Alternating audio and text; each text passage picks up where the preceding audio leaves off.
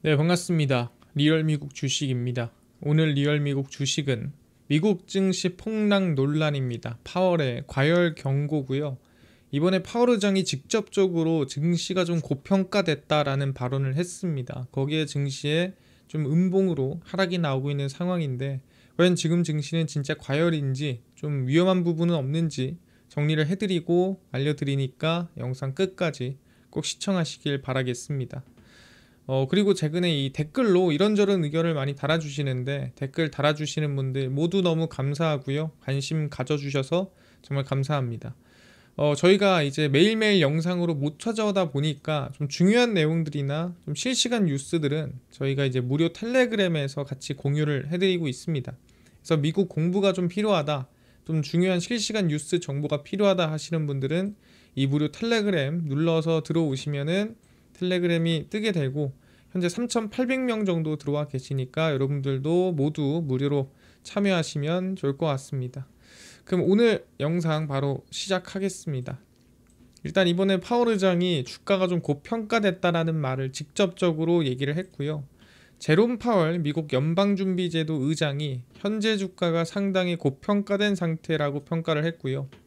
여러 지표로 볼 때 예를 들어 주가는 상당히 고평가돼 있다라고 얘기를 했습니다. 현재는 금융 안정성 위험이 커지는 시기는 아닌데, 그렇더라도 조금 위험한데, FMC가 9개월 만에 금리 인하를 단행한 이후에 뉴욕 증시가 열심히 상승이 나왔죠. 유동성이 풀린다는 기대감으로. 그리고 나서 이번에 파월 의장이 좀 고평가인데 라고 얘기를 하자마자 증시는 하락세로 전환이 됐고, 주요 지수들이 모두 빠지고 있는 상태입니다. 그럼 궁금한 게, 파월이 지금 고평가를 인정했다라는 거는 증시가 빠진다는 소린가요? 증시가 더 이상 안 오른다는 소린가요? 라고 물어볼 수도 있습니다. 근데 이 흐름들이 나왔던 게 과거에도 비슷한 적이 있습니다. 그게 언제냐면은 쭉 넘어가서 1996년 12월로 갑니다. 그 당시 이제 앨런 그리스펀이 연준 의장으로 있을 때 비슷한 발언이나 언급을 했습니다. 지난 1996년 12월에 앨런 그리스펀 전 연준 의장이 증시가 비이성적 과열 상태에 있다라고 직접적으로 얘기했습니다. 뭐 지금보다 조금 더 언급이 좀 강했죠. 지금 야 고평가다라고 했는데 이때는 비이성적 과열 상태다라고 얘기를 했습니다. 왜냐면 이 당시에도 사실 이 테크 기업들 중심으로 해서 좀 주가 상승세가 좀 크게 나왔었습니다. 그러다 보니까 좀 높은데 라고 했죠. 근데 이 시기를 기억해 보면은 누가 봐도 IT 버블이 나오기 직전인데, 그러니까 아직 IT 버블이 나오려면은 3, 4년은 남았는데, 근데 이제 앨런 그리스펀은 그때 시장을 보니 좀 과열 상태인 것 같다라고 생각했던 거죠. 그래서 비이상적 과열을 언급한 이후에 나스닥 지수는 대략 마이너스 15% 이상 하락세가 나왔습니다. 근데 하락이 나왔다, 이게 중요한 게 아니에요. 그 이후에 약 1997년에서 1998년까지 나스닥 지수가 한 80%가 넘게 상승이 나왔고요. 1999년에서 2000년도까지는 더 큰 상승이 만들어졌습니다. 그래서 총 상승로 따지면 거의 한 3배 더 상승이 나왔다라고 보시면 될 것 같아요. 그러니까 이 앨런 그리스펀이든 아니면 어떤 연준 의장이든 간에 고평가예요, 과열이에요 라고 해서 지수가 크게 급락하거나 우하향이 나온 적은 없다라는 거죠. 이건 사실 누구나 지금 증시가 과열 상태라는 건 알고 있는 상태에서 거기에 대해서 어느 정도 인정하는 발언이지만, 인정했다고 해서 물량이 쏟아질 만한 상황은 아니다, 이거에 대해서 얘기를 하는 겁니다. 그래서 과거에도 비슷한 경우가 있었으나 증시는 결국 우상향이 이어졌습니다. 그러니까 이번에 파월 의장의 발언으로 증시가 흔들릴 수도 있어요. 근데 흔들리더라도 그 부분은 과거에 우리가 통계로 열어보면은 실질적인 경기 침체로 이어지진 않았다. 경기 침체는 한참 뒤에 2000년대 약 3, 4년 뒤에 나왔다라는 거 여러분들이 알아두시고, 이번에 파월 의장의 발언으로 경기 침체로 이어질지는 모른다. 그리고 과거처럼 안 할 가능성이 높다. 알아두시면 될 것 같은데, 저는 조금 최근에 보면서 좀 걱정스러운 부분이 있었습니다. 그게 뭐냐면, 사람들이 이 트럼프의 정책에 뭔가 악영향을 받는 곳이 뭐 고용지표라든가 뭐 이런 것들이 있는데, 안 좋음에도 불구하고 증시는 굉장히 좋게 버티잖아요. 근데 최근에 이런 얘기가 나왔습니다. 미국의 자동차 대출업체가 파산을 했어요. 거기가 어디냐면은 미국 텍사스주 외곽에 있다라는 건 뭐냐라고 한다면은 이제 제일 중요한 게 누구를 손님으로 하고 있느냐, 이게 메인인 것 같아요. 이 지역으로 봤을 때 서브프라임 비우량 자동차 대출업체 트라이컬러의 급작스러운 파산에 월가가 좀 긴장 상태에 있습니다. 업체는 신용기록이 부족한 히스패닉계 이민자를 중심으로 중고차 판매와 금융대출을 제공합니다. 그러니까 외곽에 위치한 상태에서 이민자를 중심으로 이민자들 일을 해야 될 거 아니겠습니까? 그러다 보니까 자동차가 필요해, 자동차를 갖고 싶어, 그러면 내가 대출해 줄게 하면서 대출을 해준 거죠. 근데 누가 봐도 뭔가 신용이 좀 부족해 보이죠. 그래서 트라이컬러의 파산은 1조 7천억 달러 규모의 미국 오토 파이낸스, 그러니까 이게 트라이컬러의 규모가 아닙니다. 미국의 오토 파이낸스, 정확히 자동차, 중고차 대출 시장을 얘기를 하는 거고, 여기 건전성에 대해서 의문을 제기하는 거죠. 과연 그들은 이 중고차 대출을 내줄 때 신용도를 정확하게 명확하게 확인하고 대출을 내주나에 대한 고민인 거죠. JP모건을 포함한 대형은행 5곳이 약 10억 달러의 자금을 업체에 제공했고 대출 지원을 마련해 줬습니다. 그러니까 이 트라이컬러가 자기 돈이 아니죠. 여기저기서 우리가 돈을 빌리는 거예요. 예를 들어 3% 빌렸다. 그럼 대출 얼마에? 6%에 내주면 되는 거 아니겠습니까? 그래서 여기에서 차익을 먹는 게 트라이컬러다라고 보시면 될 것 같은데, 그럼 대출을 누구한테 내줬느냐? 이민자들 중에서도 성실한 이민자들이 있잖아요, 그죠? 그래서 미국 서브프라임 오토 대출 시장의 문제는 수년간 누적이 됐고, 이번 트라이컬러 파산 사태는 극단적인 사례다라고 하는 거죠. 그러니까 원래 조금 문제가 있었는데 그 중에서도 가장 문제가 컸던 트라이컬러가 이번에 유독 조금 크게 좀 위기가 온 거다라고 보는 거고, 전체적으로 이 위기가 비슷한 수준이다라고 보기는 어렵다, 이런 얘기가 나오고 있는 건데, 업체에 고객들을 한번 열어봤어요. 과연 누구한테 대출을 내줬을까요? 파산했으니까 봐야 되잖아요. 대부분 신용등급이나 사회보장 번호가 없는, 그러니까 사실 뭐 하는 사람인지도 모르는 이민 노동자들로 운전면허나 신용점수도 없는 것으로 파악됐습니다. 신용등급도 없고 사회보장 번호도 없고 운전면허도 없고 아무것도 없어요. 근데 그런 사람들 대상으로 자동차를 내주고 대출을 내주고 했다라는 거죠. 그럼 사실 뭐예요? 지금 당장 돈을 안 갚고 저 멀리 튀어도 상관이 없는 분들이죠. 그런 분들 대상으로 대출을 했다라는 겁니다. 근데 이 트럼프 행정부 출범을 하고 이민자 추방이 있었잖아요. 그러니까 대규모로 이민자가 추방되니까 사실 돈을 갚겠습니까?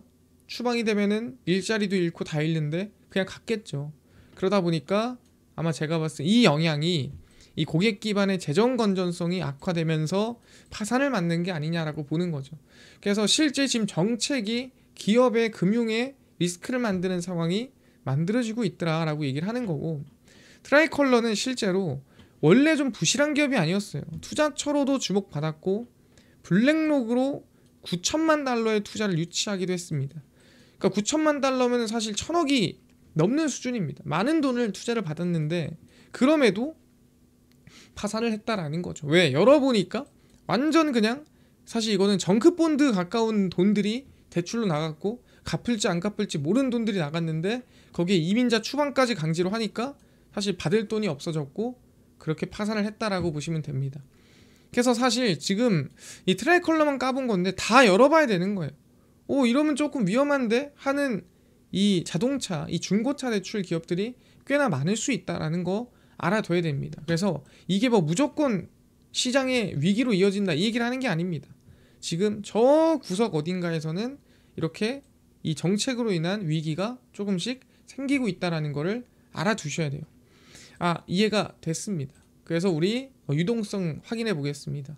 일단 TJ 잔고입니다. 제가 얘기했지만 재무부 통장이 일단 9월 말까지 목표치를 다 채웠어요. 그래서 현재 8,220억 달러고, 우리는 사실 이 TJ 잔고로 인한 유동성 부족이 생길 거라고 생각했는데 그것보다 시장의 유동성이 훨씬 더 컸습니다. 그래서 지수가 한 번 잠깐 흔들리고 다시 상승이 만들어내면서 TJ 잔고로 인한 증시 눌림이나 하락 움직임은 없었다라는 거 말씀드리고요. 그래서 TJ 잔고 같은 경우에는 지금 현재 거의 다 채웠다 보시면 될 것 같습니다. 그 다음에 봐야 될 거는 이제 유동성 지표인데, 제가 항상 얘기하지만 이 유동성 지표는 계속 떨어져요. 왜 떨어집니까? 잔고는 아시겠지만 지금 올라가고 있고, 영래포는 빠질 만큼 다 빠졌고, 여기 지급준비금이 늘긴 하겠지만 그렇더라도 지금 구간에서 크게 늘지 않으면 유동성이 유지가 되거나 떨어지거나 둘 중 하나입니다. 근데 지금 구간 보시면은 유동성은 그대로죠. 오히려 밀리면 밀렸지.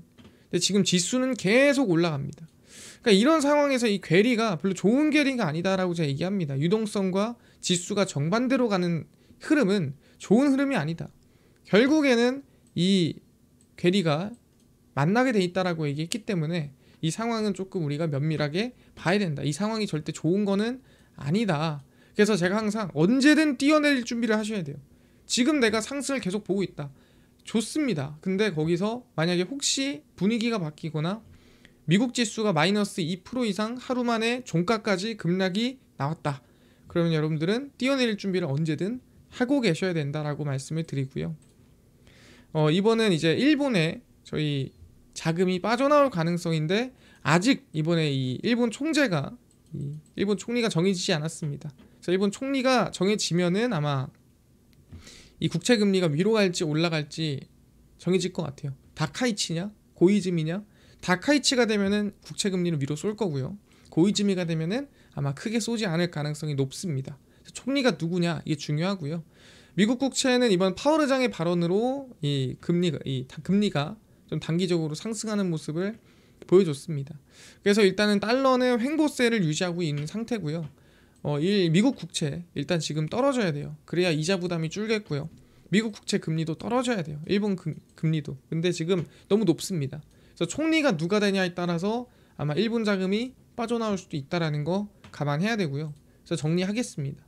정리를 하면은 결국에는 TJ 잔고는 8,500억 달러 근처 채워놨습니다. 그래서 유동성 리스크는 넘어갔고요. 그래서 일부 해소됐지만 분위기는 역시나 과열입니다. 현재로. 파월 의장이 직접 증시 고평가에 대한 언급을 했고, 과거에도 앨런 그리스펀의 비이상과열 언급이 있었습니다. 그 당시에도 증시가 한번 밀렸지만 결국엔 우상향이 만들어졌고, 그래서 아마 이번 파월 의장의 발언으로 뭐 증시가 엄청 크게 빠지거나 위기가 오진 않을 것 같다. 이걸로 시작되진 않을 것 같다라고 저는 생각을 하고요. 과거에도 그랬던 적이 있으니까. 트럼프 정책으로 인한 부실한 대출이 터지기 시작했습니다. 이미 파산을 했죠. 그래서 언제든 여러분들은 지금 상승을 즐기더라도 하락에 빠져나올 준비를 해야 돼요. 왜냐하면 지금 제 입장에선 그래요. 비이상적 과열이 맞습니다. 그러니까 뭔가 이걸 숫자로 표현할 수 없는 과열이 나왔기 때문에 지금 언제까지 올라간다라고 사실 예측을 당장 할 수는 없다고 보고요. 그 대신에 언제든 제가 무슨 단기간 내에 조금이라도 리스크가 터진다. 지수가 고점에서 마이너스 2% 이상 빠졌는데 그게 밑꼬리가 아니라 종가까지 마이너스 2% 이상 빠졌다. 그럼 여러분들은 이제 빠져나올 준비를 해야 됩니다. 그 부분 감안해야 되고요. 그래서 보유자는 언제든 빠져나올 준비, 미보유자는 올라타기는 아직 대기하는 게 좀 맞는 것 같다 생각합니다. 놓친 부분 사실 배 아프고 많이 가슴이 아픕니다. 하지만 얘기했던 대로 올라가는 거를 그대로 올라탄다고 해서 내가 지금 다른 분들이 우리의 방향이 위를 보는 거를 또는 하락을 보는 거를 정해놨으면은 사실 수익을 못 본 것도 손실이에요. 그렇게 생각하고 나는 수익을 못 봤다? 그럼 손실을 봤다 인정하고 새롭게 전략을 수립하는 게 더 중요하다라고 생각을 합니다. 그래서 새롭게 전략을 수립을 해서 저희는 이번에 새로운 기회를 한번 노려보는 게 좋지 않을까 생각을 합니다. 그래서 여러분들이 댓글로 써주시는 여러 가지 의견들 너무 감사히 보고 있습니다. 그래서 저로 이 영상을 보면서 기회를 좀 놓쳤다 하시는 분들이 있어요. 그런 분들 이해를 하고요. 다음 기회만큼은 저희가 다 같이 좀 잡을 수 있게끔 더 노력을 할 테니까 참고해 주시면 좋을 것 같아요. 그래서 이 영상으로서 이런 의견도 있고 저런 의견도 있구나, 이런 내용도 있고 저런 내용도 있구나 정도 여러분들이 같이 봐주시면 좋을 것 같습니다. 그럼 오늘 영상 여기서 마치는 걸로 하고요. 저희가 이제 이 영상을 제가 수요일 저녁 10시에 매일 올려드리고 있습니다. 그래서 수요일 저녁 10시마다 올려드리니까 꼭 영상 봐주시고요. 유튜브 구독 부탁드리고, 그 다음에 시장에서 좀 중요한 내용들은 매일매일 저희가 무료 텔레그램에서 공유를 해드리고 있습니다. 그래서 이 텔레그램 입장하시면은 중요한 시장 실시간 뉴스 정보들 공유하니까 같이 들어와서 공부하시면 좋을 것 같고요. 3,800명 정도 들어와 있습니다. 그래서 오늘 영상 여기서 마치고 다음번에 더 좋은 영상으로 찾아뵙도록 하겠습니다. 감사합니다.